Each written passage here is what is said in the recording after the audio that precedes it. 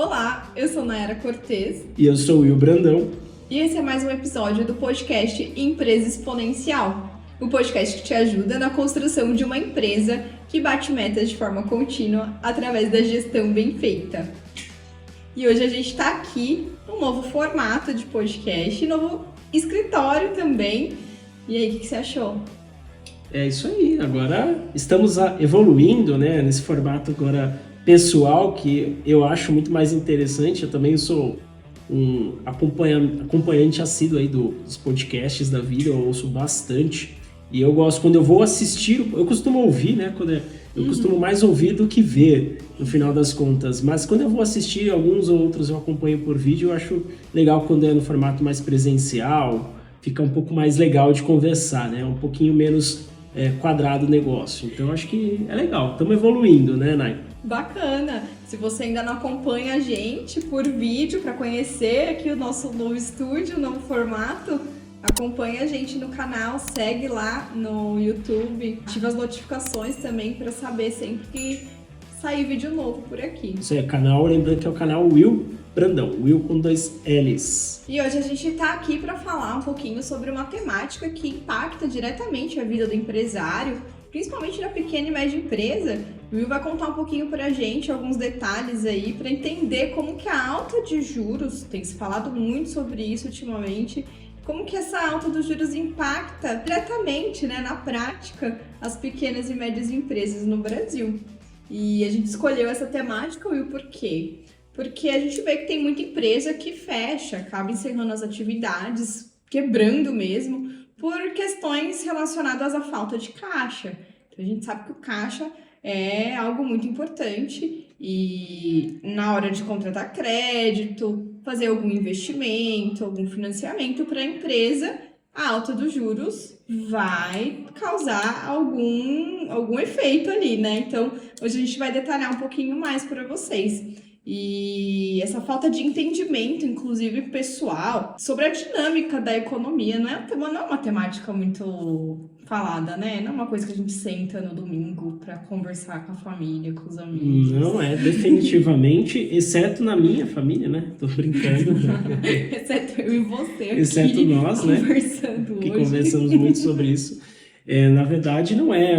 Apesar de ser um assunto que impacta, como você disse, a maior parte das pessoas, das famílias e das empresas também, não é um assunto corrente, não é um assunto que um colega costuma falar com outro, que um amigo fala com outro, que um familiar costuma falar com outro, né? Não é uma coisa tão habitual assim, e é por isso que a gente trouxe esse tema, porque é importante de fato, impacta em bastante profundidade, no final das contas, o resultado da empresa, e a gente vai explicar para vocês, primeiro, né, explicar um pouquinho melhor o conceito de juros, no sentido de o que significa ter uma alta de juros, o que significa ter uma baixa de juros, e também como isso se reflete na prática para a empresa e como ela, de repente, pode se proteger ou até se beneficiar com essa alta de juros, porque sim, é possível a empresa se beneficiar com um ciclo de alta, né, como a gente chama aí de juros no mercado. Legal, e a ideia aqui é não trazer tantos conceitos muito técnicos, aprofundar tanto, mas trazer de forma mais simples mesmo, que você consiga compreender como que isso vai afetar a tua empresa aí. E para começar, Will, acho que a gente podia falar um pouquinho, né, de onde que vem essa alta de juros que tá todo mundo falando, né? A gente liga jornal, vai ler o jornal, lê as notícias aí online. Até Instagram, a gente vê muita gente comentando, né? Lá no TikTok, também não sei, né? TikTok, você tem TikTok, tá acompanhando isso por lá? Ainda não tem. Mas é isso, tem se falado muito sobre essa alta dos juros. E o que você tem para contar? De onde que vem isso que tá todo mundo falando? Bacana, né?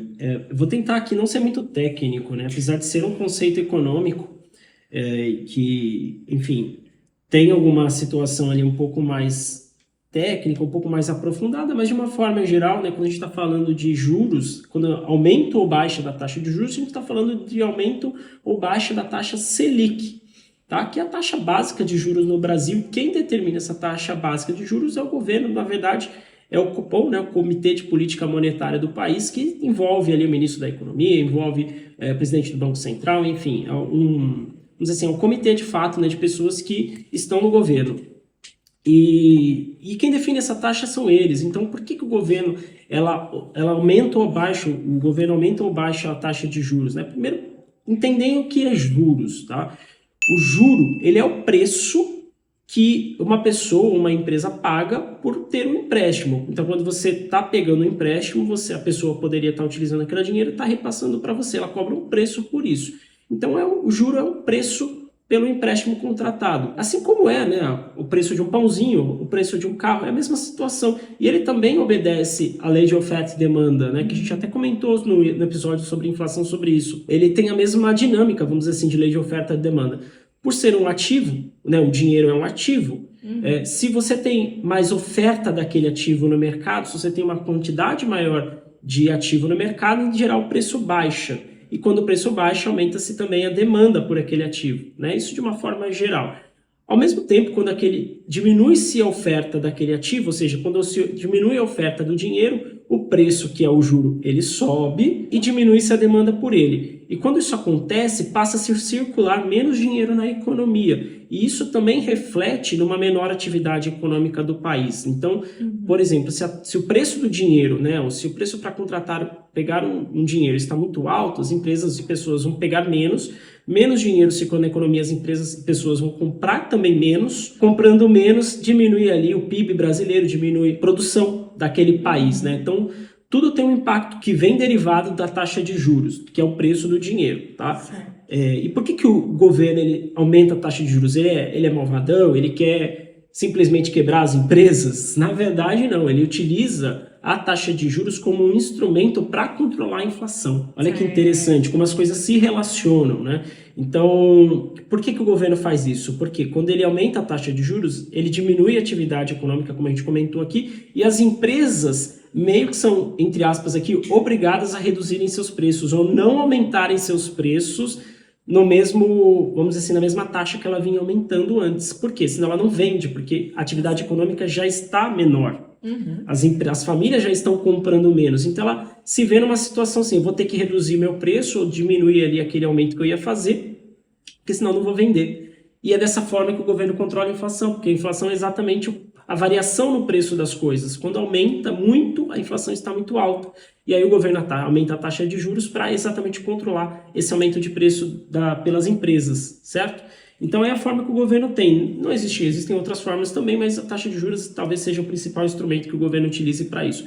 Só que aquela coisa, né? Da mesma forma que ele não quer uma inflação alta, também não se quer uma baixa produção no país, né? Um baixo PIB no final das contas, porque isso reflete num baixo crescimento econômico. Então o governo tem que estar sempre olhando exatamente o equilíbrio entre controlar a inflação e controlar a atividade econômica. Por isso que não é tão simples assim, não basta falar assim, abaixa-se os juros que a produção volta, tá? Só que se baixar de uma forma artificial, talvez a atividade econômica volte, mas com ela também volte toda a inflação, que é o aumento do preço das coisas. Então, é um equilíbrio e a gente já sabe que hoje a situação, né, estamos em 2022, um período aí, passamos por um período muito crítico, né, que foi a pandemia. Estamos também no mundo, de uma forma geral, existem conflitos estratégicos e políticos também, que é a guerra na Rússia, por exemplo, contra a Ucrânia, que também reflete em problemas de inflação em todos os países, basicamente, do mundo,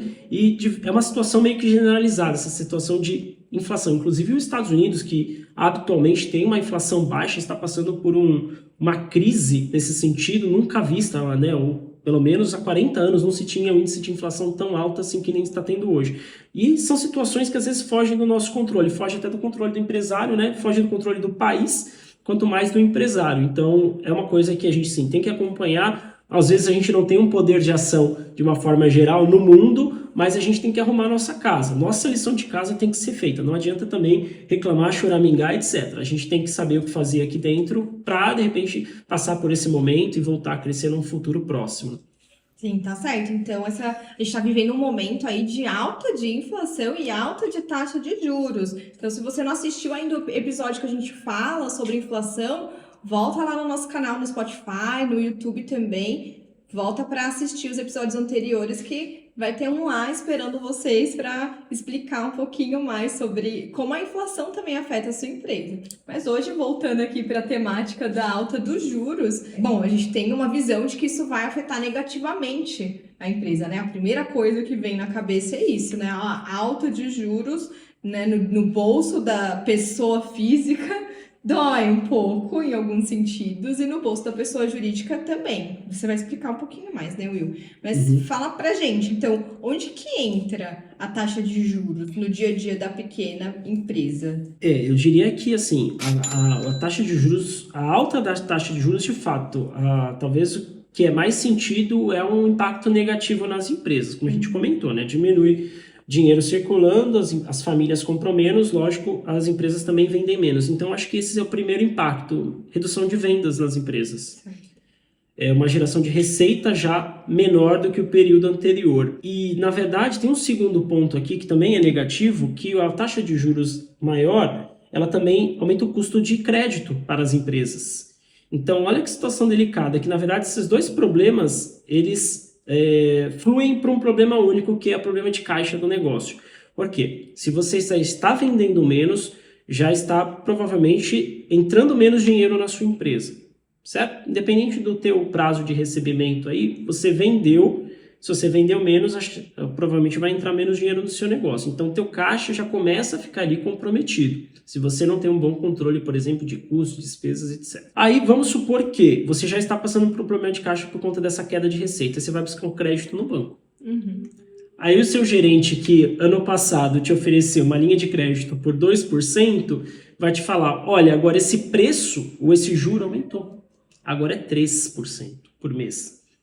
E o crédito fica mais caro, e você, ao invés de, você pensa 2, 3 vezes antes de contratar, e aquele montante que às vezes você tinha disponível ano passado já diminuiu, porque os bancos estão pegando o dinheiro que ele tem em mãos e aplicando no próprio governo, que está pagando uma taxa maior. Então ele tira basicamente o recurso que ele daria para as empresas e passa para o governo, porque o governo está pagando uma taxa de juros maior também, né? Então é sempre uma questão de custo de oportunidade ou de visão de oportunidade que cada agente tem que ter dentro do cenário econômico. Os bancos, por sua vez, querem sempre ter um retorno maior sobre aqueles investimentos. E o governo, por mais que esteja numa situação delicada, né, do ponto de vista fiscal, ainda é o agente dentro de um país com menor risco, né, de quebra. Por quê? Tem a ver com segurança também. Tem a ver com segurança. Então, o banco, ao invés de emprestar a 2% para uma empresa, prefere emprestar a 1% para o governo, porque sabe que o governo tem uma maior chance de pagar. A inadimplência do governo é muito raro de acontecer, né? No país já aconteceu uma vez, mas assim, não é comum isso acontecer. Por isso que o governo é considerado, né, o agente de menor risco dentro do país.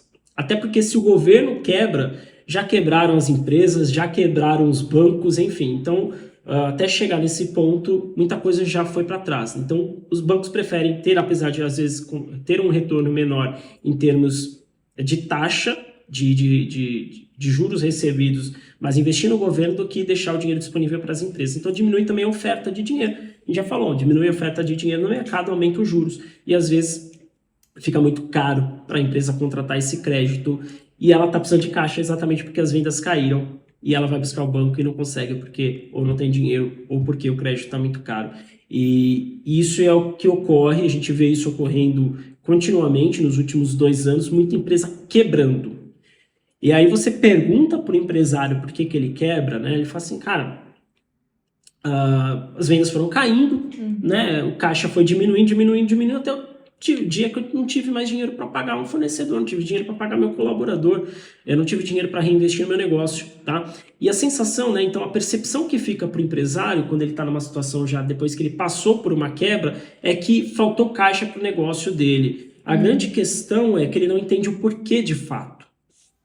Ele não tem essa consciência. Pode ser a taxa que ele contratou um crédito que pode ficou com uma fatia maior, né? Tava num momento de alta dos juros, o banco acabou ficando com uma fatia maior, uma quantia maior daquele dinheiro que ele estava emprestando. Podem ser tantos motivos que fizeram com que a empresa faltasse. Pode ter sido uma precificação incorreta.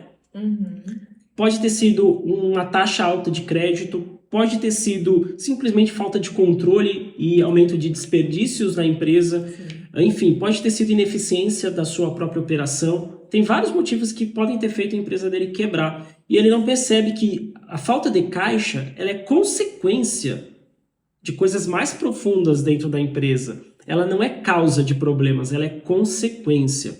Então, é importante sempre o empresário estar monitorando o caixa de negócio, é o básico, né? A gente está falando de dinheiro.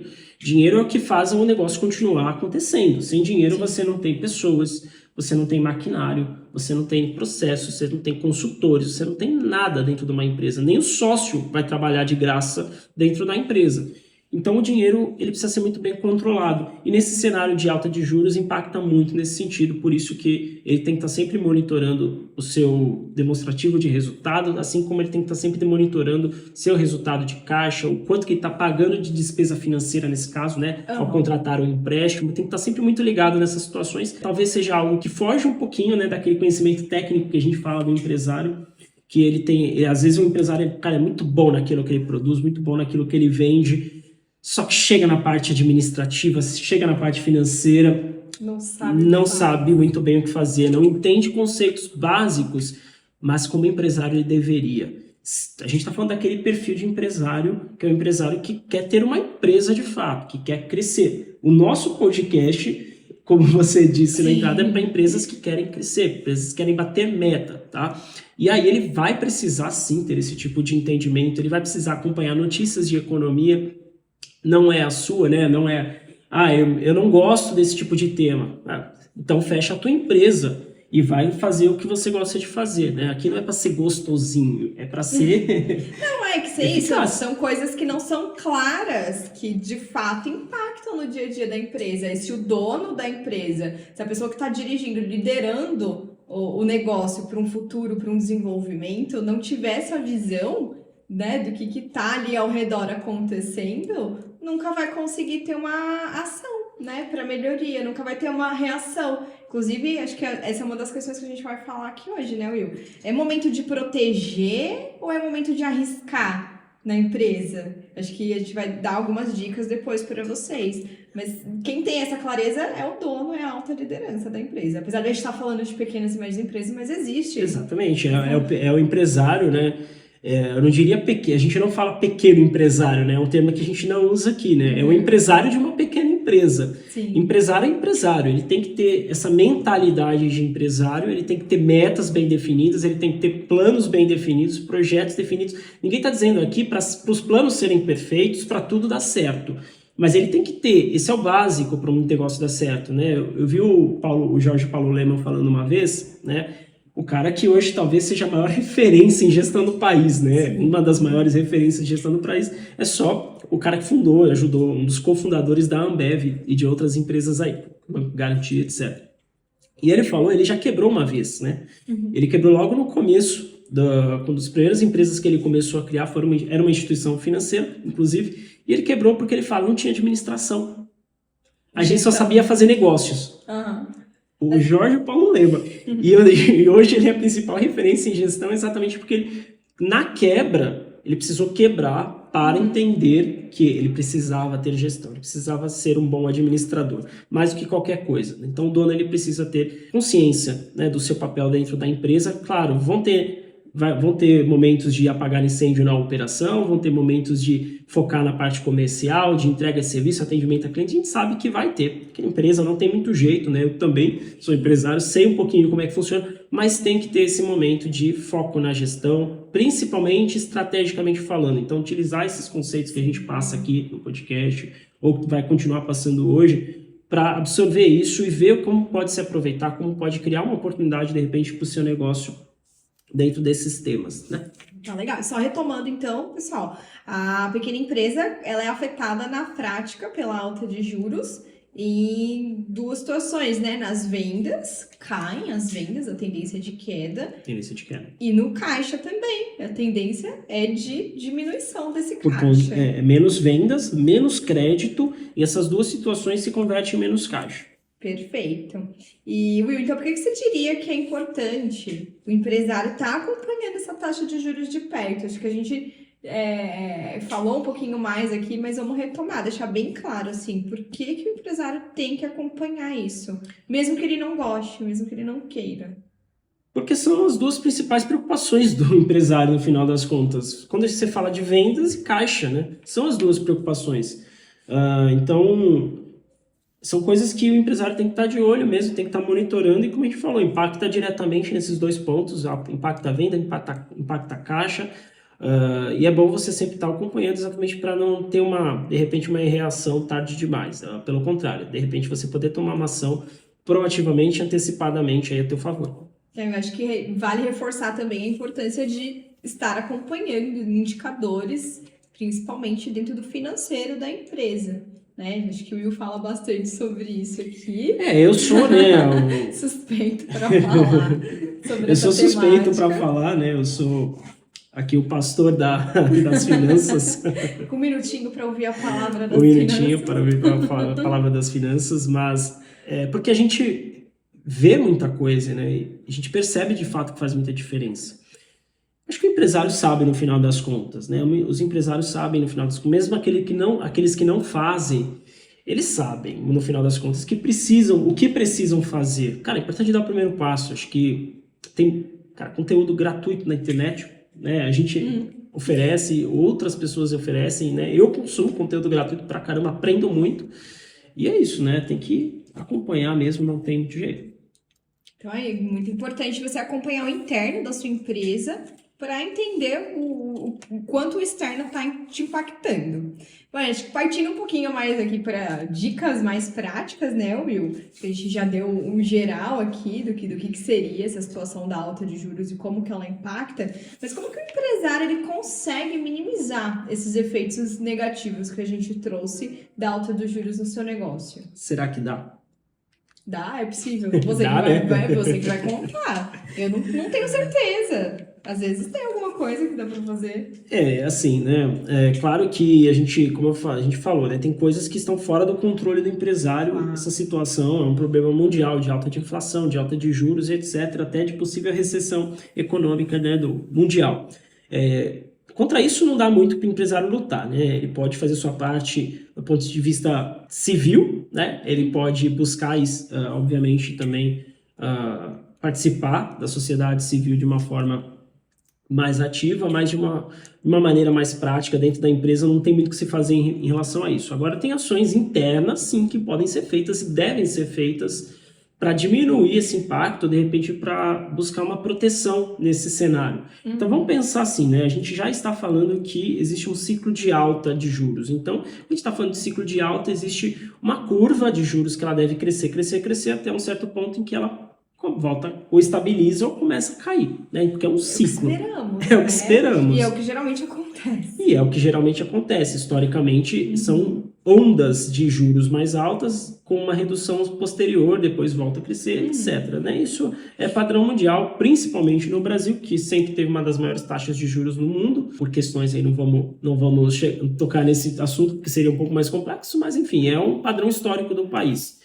Então, a gente pensa que se a expectativa ainda é de alta de juros, o que a gente pode fazer, de repente, para se proteger? Sabendo que esses juros devem subir, eu posso, por exemplo, se eu tiver uma reserva financeira, alocar no investimento de renda fixa, que me dê um retorno semelhante ao comportamento da taxa de juros Selic, por exemplo. Então, eu pego o meu dinheiro, né? A gente está falando, obviamente, numa situação de uma empresa que tem algum recurso, alguma reserva, onde ela possa alocar no investimento financeiro, alocar sua reserva, né? Para deixar o dinheiro lá rendendo e que se o juros subir, a taxa de juros Selic subir, ele tem seu dinheiro que também vai aumentar o seu retorno. A rentabilidade maior. A rentabilidade sobre aquele investimento. Então, ele pega o seu dinheiro e coloca no banco. Né? No caso, a empresa não consegue investir em tesouro direto apenas para a pessoa física. Tem formas de investir no governo? Tem formas de se investir no governo, mas é um pouquinho mais complicado, né? Isso demanda ali uma operação de balcão dentro dos bancos. Faz de uma forma muito prática para o empresário, colocar num CDB, um CDB-DI, né? Que quando a gente tem essa siglinha DI no final, significa que o investimento é indexado, ou está associado à taxa CDI. Ou seja, quando a taxa Selic aumenta, em geral a taxa CDI também aumenta, né? Ela costuma acompanhar a taxa Selic, e aí o seu retorno, o seu investimento também vai gerar mais retorno. Tá? É uma forma de sim buscar uma proteção para quem está capitalizado. Tá? Para quem não está capitalizado, não dá para você pegar um dinheiro que talvez você não tenha para colocar. Não vai pegar um empréstimo para colocar no investimento, gente. Não pode isso? Não vale a pena? Depende. Se a taxa de juros for menor do que a que você estiver tendo de retorno no investimento, a taxa de contratação. Tá certo. Se você, por exemplo, imagina assim, gente, olha, é muito raro isso acontecer, tá? Quando a gente está falando de crédito privado. É muito raro de acontecer. Mas imagina que você pega no banco, o gerente te dá uma condição, olha, eu te dou um empréstimo e você vai me pagar 0,9% ao mês, que é muito difícil, né? De uma forma prefixada. É muito difícil. Aí você pega esse dinheiro e investe bonitão lá no seu CDB que hoje está rendendo 1,1%. Opa, que lindo, maravilhoso, né? Só que isso é uma situação muito difícil de acontecer. Em geral, a taxa que o banco vai te proporcionar é como a gente falou, né? Porque também o banco, para te pagar uma taxa menor que a Selic, ele prefere pegar o dinheiro e investir direto na Selic, né? Então não faz sentido. Normalmente a taxa de juros cobrados pelos bancos vai ser maior que a Selic, então não vale a pena você pegar seu dinheiro para reinvestir. Não faça isso, tá? Tem linhas de crédito hoje, inclusive, por conta que surgiram durante a pandemia, por incentivo do governo, que hoje estão se popularizando, por exemplo, como Pronamp. Tá? Acho que... Legal. Para quem não tem dinheiro, então, que não tem a condição de fazer a primeira dica, né? Que Exatamente. É investir na tua reserva financeira. Você pode hoje, por exemplo, para utilizar crédito para capital de giro, né? Você pode utilizar, por exemplo, essa linha Pronamp. Só que essa linha Pronamp, olha que interessante. O governo não dá ponto sem nó, a gente já sabe disso. Os bancos também não, então só sobra na mão do empresário mesmo. O Pronamp hoje, essas regras variam, tá? Eu vou te passar a condição que é hoje para você contratar um empréstimo no Pronamp. Você vai pagar uma taxa de juros de 6% fixa ao ano. Você vai falar, maravilhoso. Só que tem uma continuação dessa taxa aqui que se chama Selic. Então você paga 6% ao ano mais a taxa Selic. Que é essa que está alta hoje. Olha que doido. Então se você pegar, por exemplo, o Pronamp e colocar teu dinheiro no investimento financeiro que rende igual a Selic, você está perdendo 6% só. Só que em geral você vai pegar teu dinheiro para enfim, financiar a tua operação, né? Ou para reinvestir que seja. E aí você vai pagar, conforme a Selic aumenta, você vai pagar mais juros também. Você tem que ter ciência disso. Então, cuidado com essas linhas que tem esse indexador pós-fixado, que, por exemplo, é um fixo mais alguma coisa, ou então só é um pós-fixado, porque se essa taxa aumenta, o seu custo financeiro também aumenta com o crédito, tá? Mas ainda assim, né, ainda costuma ser uma proposta bastante atrativa. Aí conversa com o teu gerente se você precisa de caixa. Hoje ainda é uma das soluções aí um pouco mais tranquilas em termos de crédito, talvez em relação a outras linhas de crédito do banco, tá?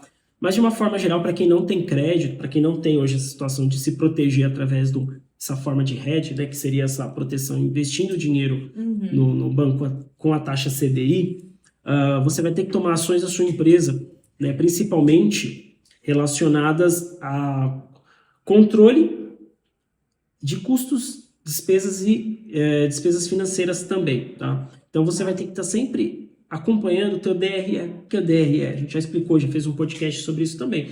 Mas é onde você vai olhar dentro de uma estrutura de demonstrativo todas as suas fontes de entrada e saída de dinheiro. E através desse DRE você consegue observar as categorias hoje que estão impactando, ou tem o maior peso de desembolso de caixa do seu negócio, né? O desembolso de compras do seu negócio. E aí você vai atuar para minimizar aquela saída.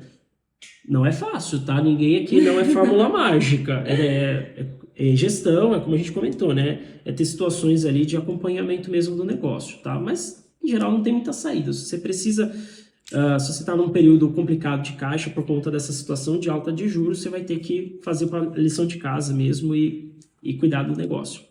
Legal que você falou sobre essa questão do acompanhamento aí do financeiro. Eu tinha uma dúvida aqui. Será que tem uma forma do empresário saber se a taxa de juros que está sendo cobrada pelo banco na hora dele contratar empréstimo ela é desvantajosa ou vantajosa para o seu caixa? Você acha que alguém que está ali acompanhando o dia a dia financeiro, está com tudo organizado, entende ali seu fluxo de caixa, entende o seu DRE, essa pessoa consegue enxergar se a taxa de juros é ideal ali, que ele consiga bancar? Olha, quando a gente está falando de taxa de juros, ela é um custo, como a gente falou, é o preço pago pela contratação de empréstimo, legal? É o preço pago. Esse preço, tá? Se você está pensando, por exemplo, em investir no seu negócio, em geral, quando você está pagando um preço para contratar esse empréstimo, mas espera um retorno maior pelo que você está pagando, faz sentido a contratação desse crédito. Imagina assim, eu sei, por exemplo, que se eu investir 10 mil reais no marketing, vai me gerar 50 mil reais de receita. Desses 50 mil de receitas, eu tenho uma margem de 25%, ou seja, 12.500. Então, se eu investir 10, eu vendi 50, só que 50 não é meu lucro, não é o quanto eu ganhei de fato.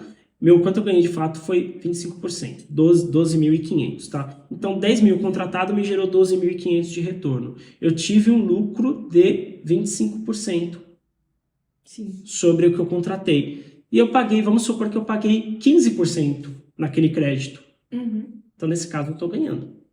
Estou ganhando 10. Tá certo. Então, eu paguei 10% e me gerou de retorno 25%. Sim. Então, tem que acompanhar essa taxa de juros e comparar ela com a retorno taxa esperado.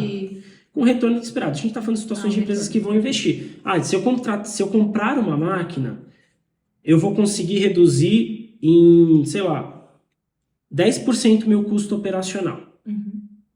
Tá? Então, eu peguei empréstimo, comprei uma máquina e me ajudou a reduzir meus custos. Vamos supor que isso gere aumente o meu retorno em 25%, por exemplo. Mesma forma, avaliando ali entre as possibilidades, é melhor eu ter a máquina e contratar o empréstimo, porque vai me gerar um retorno maior. Então, é sempre uma questão de análise comparativa, tá? Para as empresas, por exemplo, que pretendem utilizar para financiar seu capital de giro ali, é um momento de necessidade para pagar fornecedor, colaborador, tentar se manter nesse momento para depois voltar a recuperar, você tem que ter uma análise do fluxo de caixa do seu negócio, previsto. Porque aí você vai olhar a parcelinha que o teu gerente te passou e você vai olhar se você tem condições de honrar aquela parcela, tá? Porque senão você vai chegar numa situação de contratar hoje, ter de pagar daqui um mês e não ter o caixa para fazer aquele pagamento. E aí você vai fazer o quê? Contratar outro empréstimo para poder pagar. Ai, nossa. Entendeu? Aí aquela bola de neve, né? E aqui o segundo crédito é sempre mais caro que o primeiro. Sabe por quê? Não, porque você sabe dizer por quê? Trabalhou em banco, como é que você fazia lá? O segundo crédito não é mau caratismo não, do banco. Tá? Não é mau caratismo. O risco aumenta do banco não Exatamente. receber. Porque ele já sabe que se você teve que contratar um crédito a empresa já pagar aumentou, o anterior... A empresa já está mais endividada. Tá certo. Então, no primeiro crédito que você toma, ele é mais barato do que o segundo. Porque o primeiro crédito, o seu endividamento é menor com o banco. Tá certo. Já no segundo, já é maior. E aí o risco para o banco não receber aumenta. Então, já acende uma luzinha ali pro banco. Assim, ó, essa empresa aqui já contratou antes. O endividamento, ele é maior. E os bancos, eles se comunicam. Inclusive, o Banco Itaú sabe o quanto você tem de crédito em outros bancos. Existe toda uma comunicação entre os bancos. Não adianta sair fazendo empréstimo, né, em uma instituição para pagar a outra instituição. Não existe isso. Não existe isso, né? Os bancos se comunicam. Tem um delayzinho lá, né? Mas, enfim, os bancos sabem do teu endividamento na praça. Tá? E seu risco, ele vai ser, sua taxa de juros ofertada para você tomar um crédito vai considerar esse endividamento também. Quanto mais endividada a empresa, maior o risco, maior o preço que você vai pagar para ter aquele crédito. Então, o ideal mesmo é contratar o crédito, faz o investimento que você precisa fazer da tua empresa, paga isso para tentar contratar um outro depois sem tentar, né, sem entrar nesse ciclo aí de empréstimo sem fim. Se você entrar num ciclo de empréstimo sem fim, é porque o problema, na verdade, está na tua operação. Porque você não está conseguindo gerar receita suficiente, não está conseguindo gerar lucro suficiente para pagar essas despesas financeiras. Pode ser na precificação também, problema. Pode ser um problema de precificação, pode ser um problema de produtividade baixa, pode ser um problema de desperdício, toda aquela... Mas é algo anterior a, de fato, algo anterior. caixas. É o que você falou. É o que eu comentei, exatamente. Se você, por exemplo, precisou tomar um crédito para pagar o crédito anterior, das duas uma, ou você se alavancou muito mais do que podia, ou seu problema está na tua operação. Você precisa urgentemente montar um DREzinho lá, entender custo por custo da tua operação, entender quais são os índices de referência que você pode ter. Então, quanto que teu mercado hoje, por exemplo, tem de margem de lucro ou margem de contribuição, por exemplo.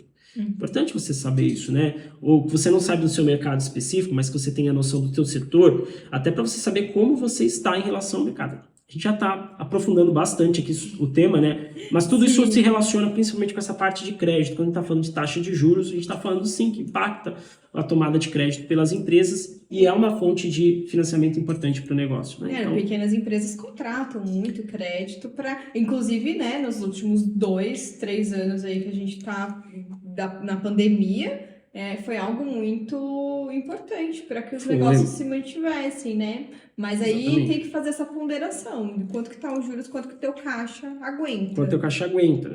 De repente não é a saída tomar crédito, de repente sua saída é outra. Talvez enxugar a tua operação, talvez fazer um controle ali de custos, como a gente comentou. Então, tem situações e situações. Vai depender do teu momento, vai depender da tua empresa. Você precisa entender tudo o que acontece ali, fazer essa gestão por indicadores e demonstrativos, porque você vai tomar decisões mais inteligentes. Legal, Will. E, bom, dentro desse cenário, a gente trouxe aqui essa questão de tentar minimizar efeitos negativos da alta de juros no seu negócio. Tem alguma forma de se beneficiar, só ter benefício nessa alta de juros? Se você está capitalizado, você pode fazer o que a gente comentou agora há pouco, investir. Reserva. Você pode investir o teu dinheiro e hoje com um investimento de baixo risco, você consegue ter um bom rendimento financeiro. Né? Então é uma forma de você se beneficiar também. Às vezes, por exemplo, hoje a Selic está em 13,75% ao ano, né? 13,75% ao ano. Hoje em dia, isso é maior que o lucro de muitas empresas. Então, se o cara pega o dinheiro dele e coloca numa aplicação de renda fixa e deixa o dinheiro baixíssimo risco, e deixa o dinheiro trabalhando, ele tem, às vezes, um retorno maior do que ele teria produzindo.